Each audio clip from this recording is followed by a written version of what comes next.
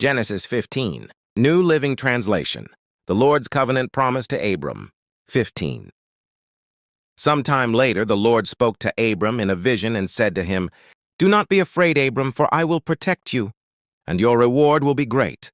But Abram replied, "O sovereign Lord, what good are all your blessings when I don't even have a son? Since you've given me no children, Eliezer of Damascus, a servant in my household, will inherit all my wealth.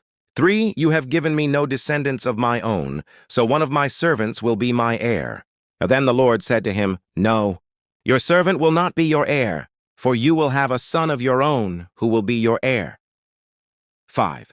Then the Lord took Abram outside and said to him, "Look up into the sky and count the stars if you can.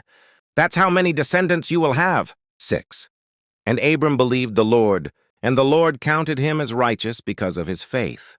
7. Then the Lord told him, "I am the Lord who brought you out of Ur of the Chaldeans to give you this land as your possession." 8. But Abram replied, "O sovereign Lord, how can I be sure that I will actually possess it?" 9.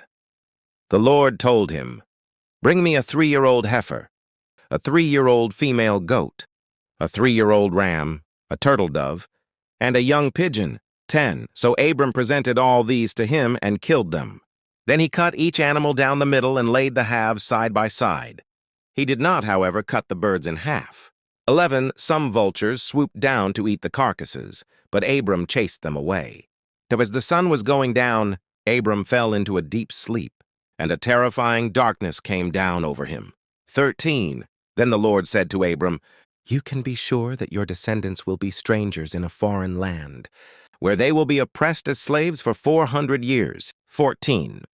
But I will punish the nation that enslaves them, and in the end they will come away with great wealth."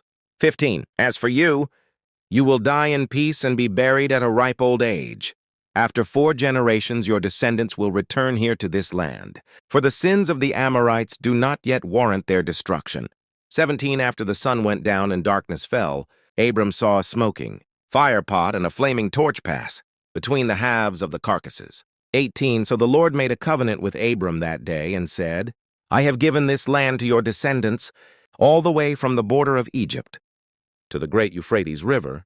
19. The land now occupied by the Kenites, Kenizzites, Cadmonites, 20 Hittites, Perizzites, Rephaites, 21 Amorites, Canaanites, Girgashites, and Jebusites. Genesis 16, New Living Translation. The birth of Ishmael. Now Sarai, Abram's wife, had not been able to bear children for him, but she had an Egyptian servant named Hagar. 2. So Sarai said to Abram, "The Lord has prevented me from having children. Go and sleep with my servant. Perhaps I can have children through her." And Abram agreed with Sarai's proposal. 3. So Sarai, Abram's wife, took Hagar the Egyptian servant and gave her to Abram as a wife. This happened 10 years after Abram had settled in the land of Canaan. 4. So Abram had sexual relations with Hagar, and she became pregnant.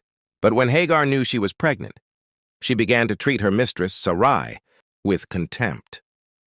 5. Then Sarai said to Abram, "This is all your fault. I put my servant into your arms, but now that she's pregnant, she treats me with contempt. The Lord will show. Who's wrong, you or me?" 6. Abram replied, "Look, she is your servant, so deal with her as you see fit." Then Sarai treated Hagar so harshly that she finally ran away. 7. The angel of the Lord found Hagar beside a spring of water in the wilderness, along the road to Shur. 8. The angel said to her, "Hagar, Sarai's servant, where have you come from, and where are you going?" "I'm running away from my mistress Sarai," she replied. Inni. The angel of the Lord said to her, "Return to your mistress, and submit to her authority." 10.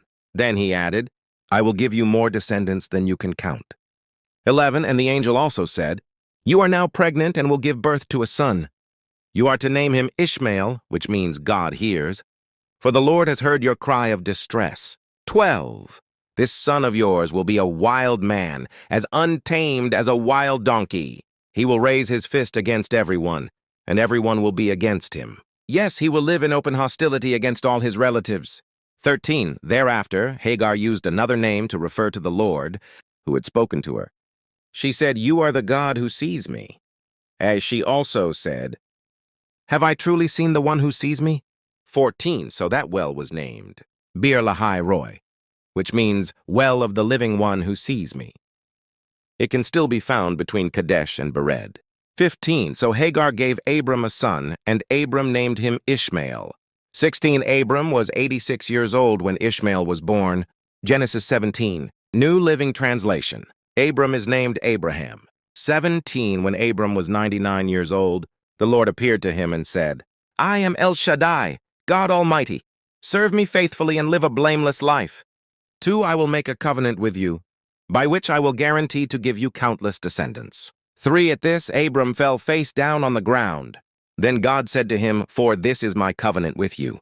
I will make you the father of a multitude of nations." 5, what's more, I am changing your name. It will no longer be Abram. Instead, you will be called Abraham. For you will be the father of many nations.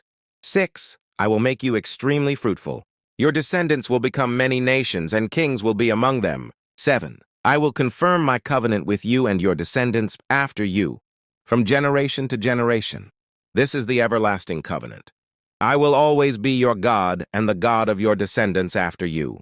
8, and I will give the entire land of Canaan, where you now live as a foreigner, to you and your descendants. It will be their possession forever, and I will be their God. The mark of the covenant. 9, then God said to Abraham, "Your responsibility is to obey the terms of the covenant. You and all your descendants have this continual responsibility." 10, this is the covenant that you and your descendants must keep. Each male among you must be circumcised. 11, you must cut off the flesh of your foreskin as a sign of the covenant between me and you.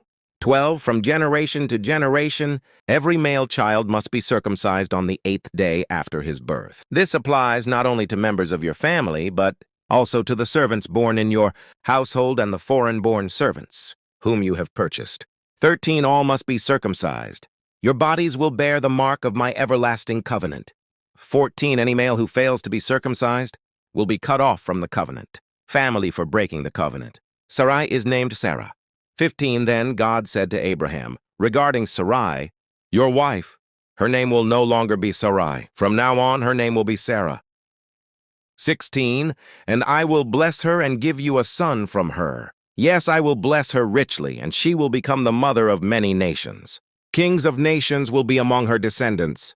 17, then Abraham bowed down to the ground, but he laughed to himself in disbelief. "How could I become a father at the age of 100? He thought. "And how can Sarah have a baby when she is 90 years old? 18, so Abraham said to God, "May Ishmael live under your special blessing." 19, but God replied, "No, Sarah, your wife, will give birth to a son for you. You will name him Isaac. Then I will confirm my covenant with him and his descendants as an everlasting covenant." 20, as for Ishmael, I will bless him also, just as you have asked. I will make him extremely fruitful and multiply his descendants. He will become the father of 12 princes, and I will make him a great nation. 21, but my covenant will be confirmed with Isaac, who will be born to you and Sarah about this time next year. 22, when God had finished speaking, he left Abraham. 23, on that very day, Abraham took his son, Ishmael, and every male in his household, including those born there and those he had bought. Then he circumcised them, cutting off their foreskins, just as God had told him. 24, Abraham was 99 years old when he was circumcised. 25, and Ishmael, his son, was 13. 26, both Abraham and his son, Ishmael, were circumcised on that same day. 27, along with all the other men and boys of the household, whether they were born there or bought as servants, all were circumcised with him.